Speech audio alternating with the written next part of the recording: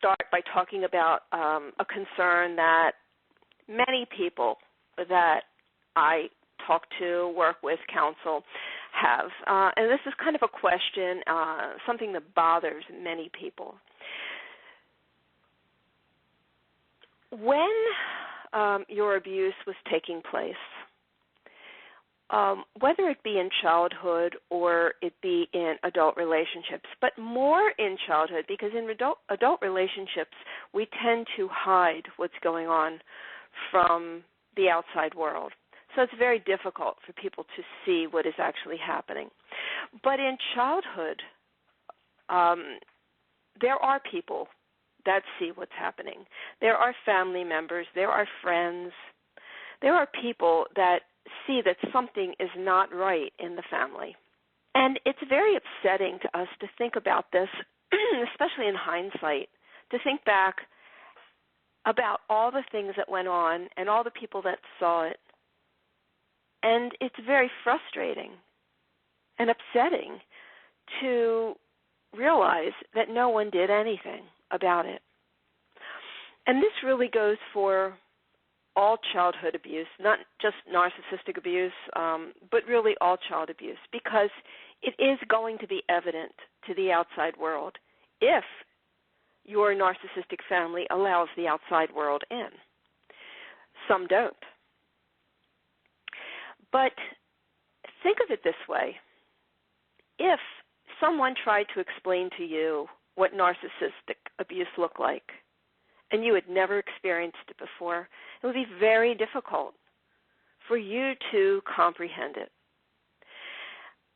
That's because it is very confusing, it is very deceptive, it is very manipulative. People see it, they're not sure what they're seeing.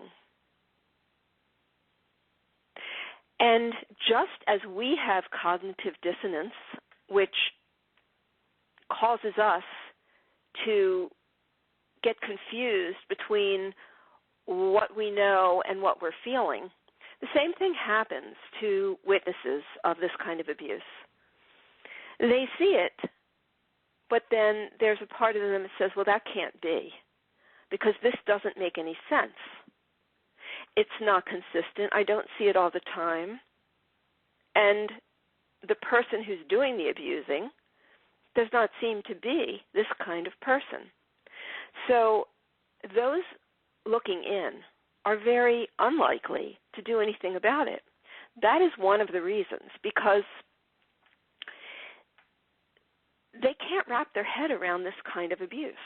No one can, which is why I always say that it's important that you not talk to people that don't get it, because they cannot wrap their head around this kind of abuse. It is way too confusing for people. And the way our mind works is we think if something is happening to someone, then that person must be doing something to create this situation. We don't recognize, our mindset does not say victim, victim, victim, victim. And narcissistic abuse, as I've said a million times, is purely a victim situation, but people do not see that. They think of victim as the victim of a crime. Narcissistic abuse is absolutely, undoubtedly a crime, but not the kind of crime that people recognize. The kind of crime people recognize is robbery, assault, rape, things like that. That's what we recognize, or we typically want to recognize as a crime that has a victim. But narcissistic abuse is a victim situation. We did not ask for this. We are powerless against it, especially children. And we can't really do anything about it. When we're children, we are dependent on the people who are abusing us. What are we supposed to do? And no one is going to listen to us because our parents, narcissistic parents, are way too smart. so they can cover up anything they want to cover up. And if onlookers are witnessing this and question the parents about it, they're going to cover it up. So there is no outside support, not from grandparents, not from aunts, uncles, cousins, not from close family members.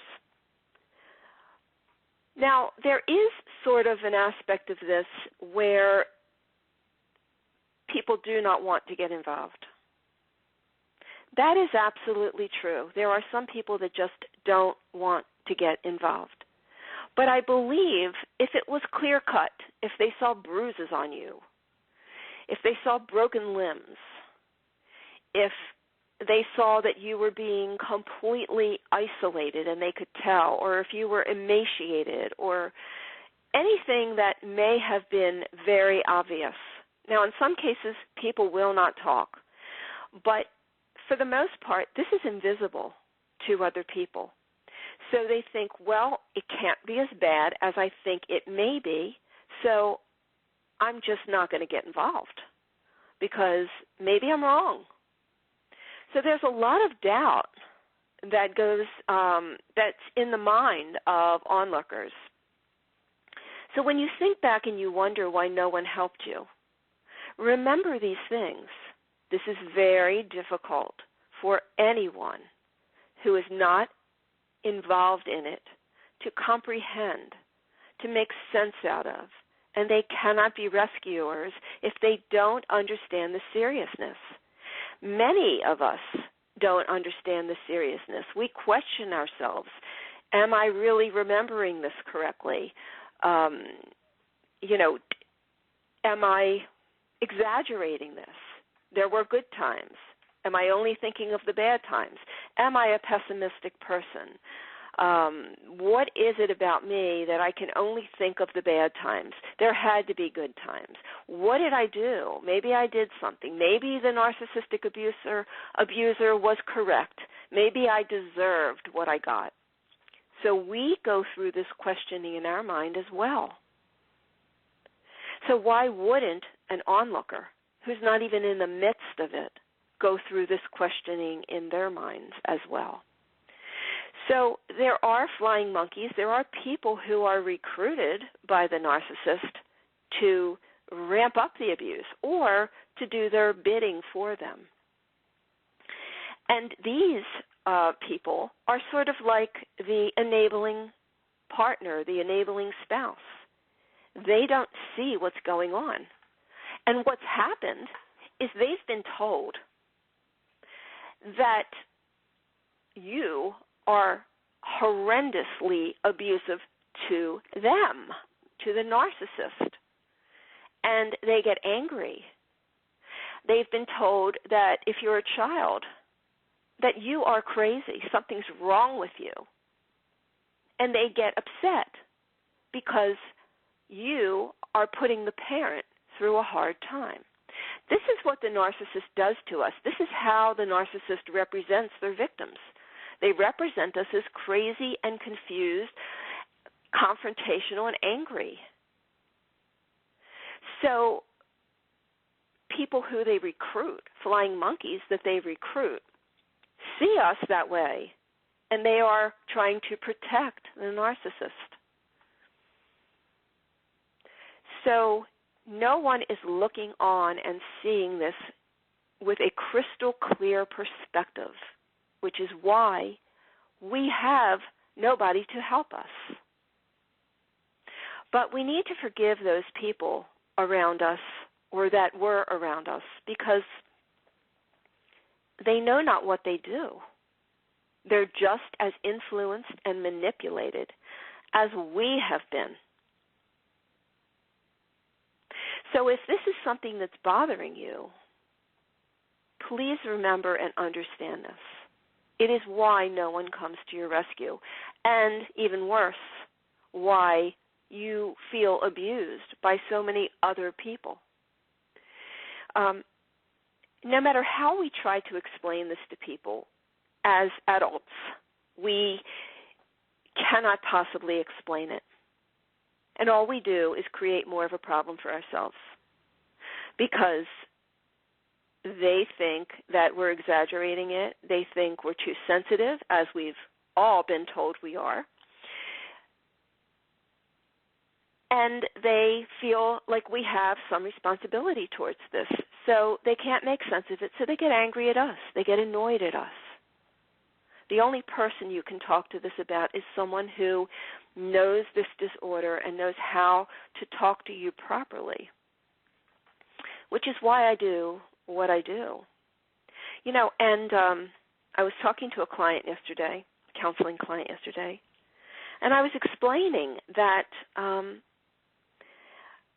you know, I do what I do, and I don't get a lot of support from the outside world for doing what I do. I get tremendous support from insiders who are appreciative of the work I do. But I go out on the limb. I expose my situation. I expose my family of origin because you learn from that. And if my family of origin continues to be abusive, that's the choice that they're making. I do not have to make the choice to protect them. I did that for many years. But I will not protect them anymore at the cost of all of you who need to learn this and understand it and heal from it. So I do what I do. I open myself up fearlessly. I'm not afraid of anybody. I'm not afraid of what they say about me or say to me because I know that I'm here to help you. This is my mission. This is my goal. This is my purpose. And I will do anything it takes to reach out to all of you and help you through this agonizing situation you find yourself in. You know, people say to me, how could you expose your family or your parents in your books and things like that? Well, no one has ever apologized for what they've done, and it's not that I'm vindictive, not at all. I'm over it. I have forgiven. I don't hold them responsible, but I do find that these are great examples to use in illustrating how well I can relate to what all of you have been through. So I just wanted to sort of put that out there and let you know that, you know, if you're ever wondering how I can do what I do and say what I say, this is what it is. I am motivated by really the purest intent, and that is to reach as many narcissistic abuse sufferers as I possibly can in this world and help you through it. This is what I am here to do. And I am accessible for counseling, so there's many ways to reach me, and I'll talk about that in the end. Then the other thing I want to talk about here is boundaries, because it is the hardest thing for narcissistic abuse victims and survivors to begin to understand. They may get the concept that, yes, you have to set boundaries in your life with other people, but they're not really sure how to do it and how this works. So I'm going to talk about boundaries. Boundaries are not walls that we put up to keep pain out. They're not mechanisms used to hurt or control, change, manipulate, or fix others. They are the limits that we set in relationships that, like this giant bubble around us, define where we end and others begin. They keep us emotionally safe. They protect our values. They protect us from our abusers. And people who are boundary crossers are only going to change the way they interact with us when their old methods don't work anymore. So this is accomplished by changing the way you interact with them and being consistent. Consistency is the most important thing when reinforcing boundaries.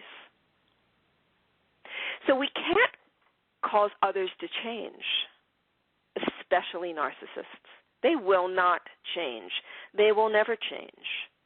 It is the nature of the disorder that keeps them locked in this personality disorder forever in this lifetime. So we can't change them, but what we can do is protect ourselves. So this boundary system is very important. And the thing about boundaries is, especially with a narcissist, they must be stated. That is so hard to do with an abuser. Someone who looms larger than life for us. When we've been abused in childhood, we think of our narcissistic abuser as this huge, powerful person. Often they're not. Often they're very cowardly. And the analogy that is often used is the Wizard of Oz. Dorothy and the Cowardly Lion and the Tin Man, they're all standing in front of the great, powerful Oz in this big screen. And he is terrifying. It's terrifying to watch the movie during those parts. But when they go behind the screen and they see he's this little man pushing levers, and he's weak, and he is not the great, powerful Oz. This is who our narcissistic abuser truly is. They are not great and powerful, and they do not hold power over us that we don't relinquish or give. So when we set boundaries, a lot of people will say, well, I stopped talking to them, and I stopped talking to my abuser, and they've got to get it because I haven't talked to them in 3 months, so you think they're going to get it. And they don't get it because narcissists believe that they own you. And they believe, as smug as they are, that no matter how long you stay away, you are still coming back. So don't think for a second that you've made any impact on them by staying away, by stopping communication with them. That doesn't affect them at all. That's how smug the narcissist is. They will stay away for a while, and then they will start hoovering you back. Very little things, just maybe a hello here or whatever it is. They will eventually start trying to pull you back. Now, think of it this way. If you made this statement, you can do it by email, you can do it however you want to do it. I no longer wish to be treated the way I feel I've been treated, and I will no longer tolerate X, Y, and Z from you. And if you do X, Y, and Z, these are the consequences for doing that. As you get bolder, the consequences can get bolder. Initially, you don't want to set consequences that you cannot follow through on, because when you set a boundary and you don't follow through on the consequences, you become more of a doormat than ever. They're like, ha, ha, ha, this person doesn't mean, she can't control me. She doesn't know. He doesn't, what he says doesn't matter. I have way more power over him than he does over me. So these boundaries, ha, ha, ha, they're very funny. They don't pay attention to them.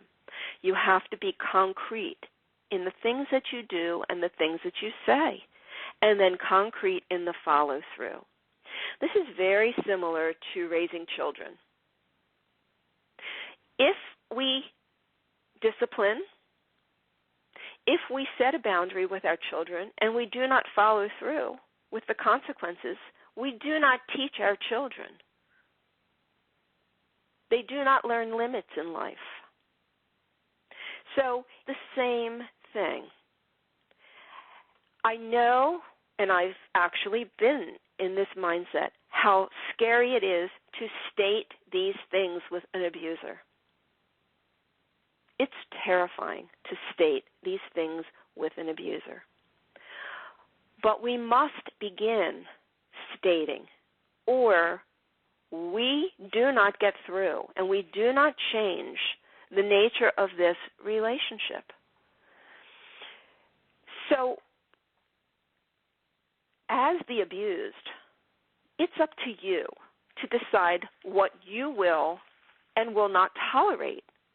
Don't feel bad about setting limits. You know, you have already set limits, but the limits that you're setting are not ones that they benefit others. If you've determined that you'll always be kind to everyone and giving to everyone, regardless of how you are treated, that's a limitation you have placed on yourself. If you've determined that you will tolerate the maltreatment, that is a limit you have placed on yourself. Those of us who've suffered emotional abuse, we've been programmed to feel guilty. We don't think we can have a life in a way that benefits us. We don't think we can love ourselves. We think that's selfish. So the boundaries we set with narcissists must be very rigid because we know they are always looking for that in. If we give them an inch, they will take a mile. When you're dealing with people who are non-abusers, your boundaries can be flexible.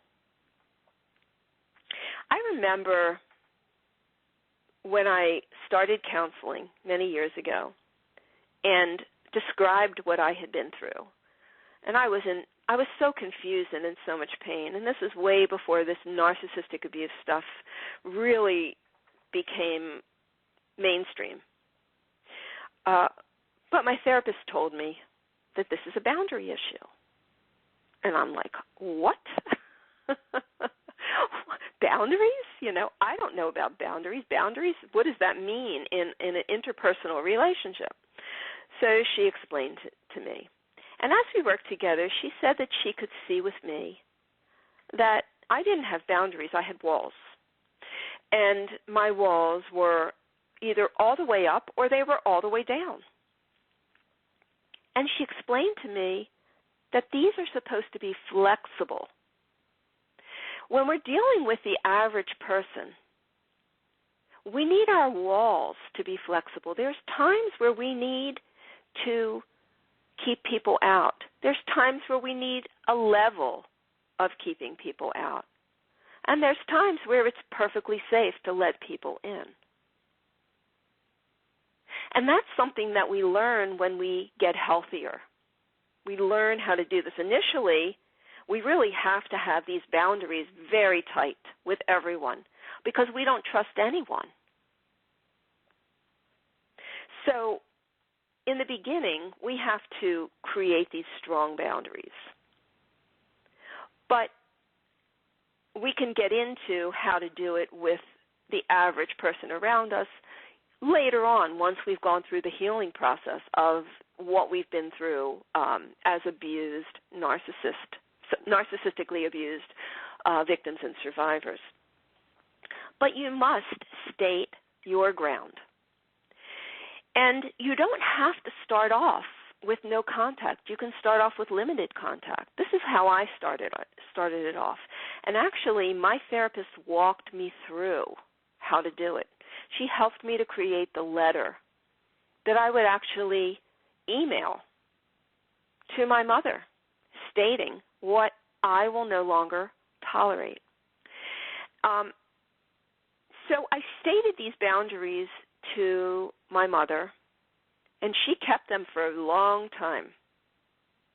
She didn't like it, told my sisters that she was afraid of me. She told my sisters that I'm impossible to deal with, that you can't talk to me. Well, what she was really saying is, I can't abuse her. She's not letting me abuse her. And we, as much as we don't want to be a mean person or a vindictive person, which we're not, because narcissistic victims are always great people, nice people, sensitive people. We are not vindictive people. But we need the narcissist to be afraid of us. We need them to fear the consequences. Because there's something they want from us. They want the supply that they get from us. And they dreadfully fear losing that supply. So we really hold the power here. And we can set limits. We can set boundaries. And I talked about walls. You know, it's interesting because my therapist used the word walls. And I explained in the beginning that walls are made to keep people out. So we don't want to really have these thick walls because walls keep our pain in. They don't allow us to release it. What happens is when we have these thick walls, if you think about a dam and this huge, thick concrete wall that's holding the dam back. Sooner or later, little bits of water begin to seep through the cracks. And this is what happens when we hold in our pain. It begins to seep through in ways that we do not want it through. And this is why we become angry. We don't know how to control our anger, or we become severely depressed, or we start acting out in ways that we don't really want to act out, or we go within. We become isolated, or whatever. And what really will happen eventually, if we do not address these feelings, is we will get a physical illness. And so many of us have these physical issues from holding it in. It has to come out somehow. So this is what walls do. So we want to learn to break those walls down and instead place boundaries around us to protect us and define those boundaries.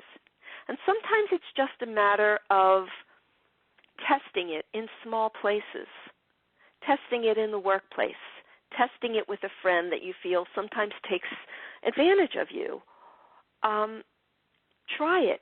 It is so empowering once you assert a boundary and realize how easy it is and how well people will follow them. Now, boundaries with narcissists, they will resist them because they don't trust that you're going to reinforce them, so they will push against them.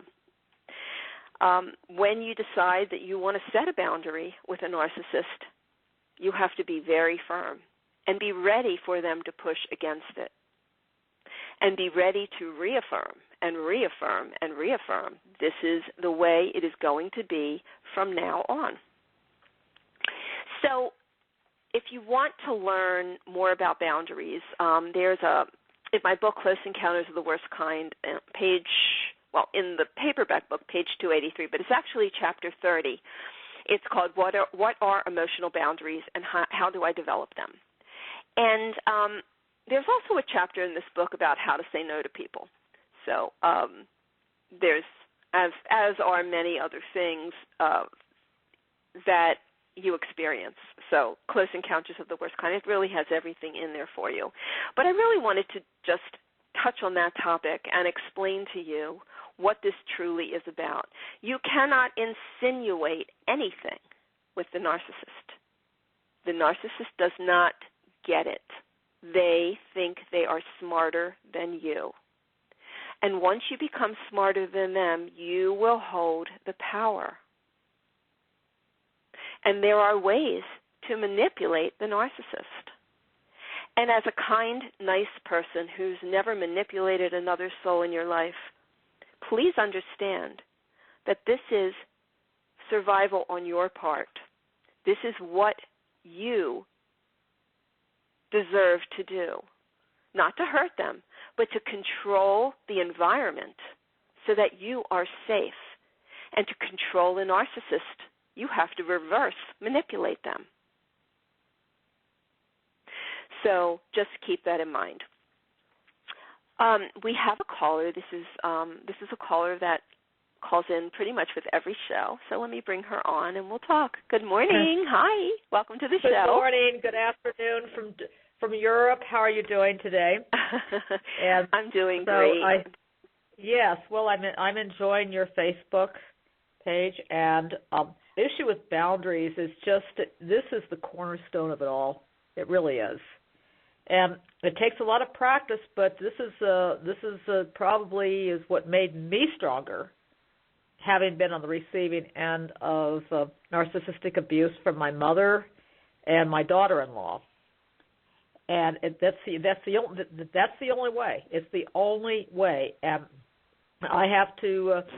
we have to understand that these narcissists will not take responsibility for their actions, but it's on us to take care of ourselves on this. Well and said. We learn to set boundaries. You can practice. It takes practice, and you can even start small.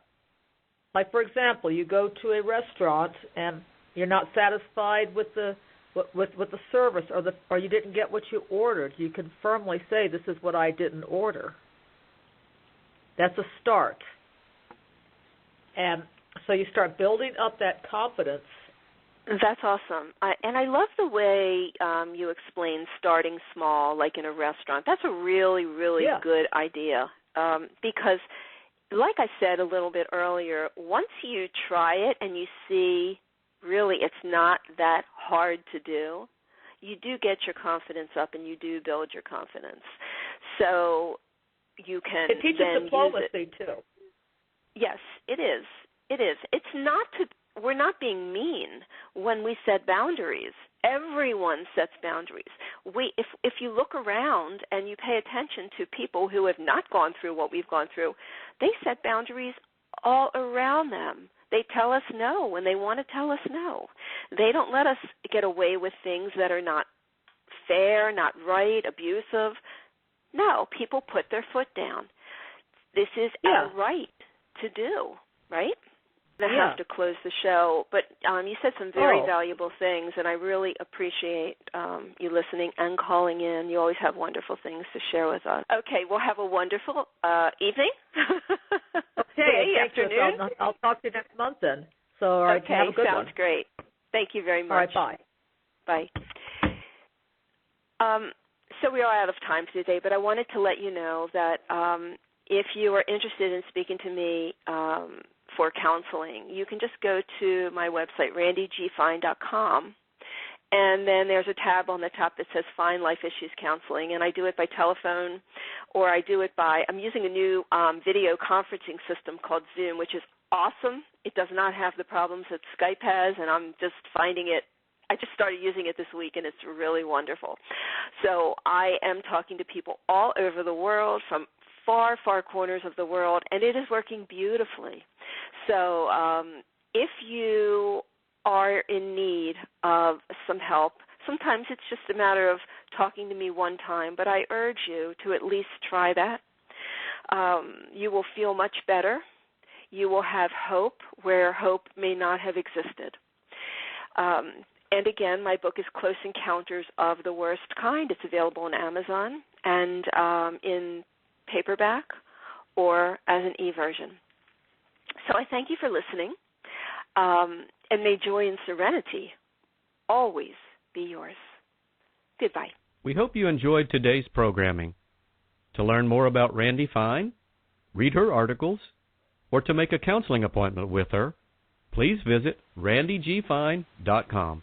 That's randigfine.com. Or visit her on Facebook at Randi G. Fine.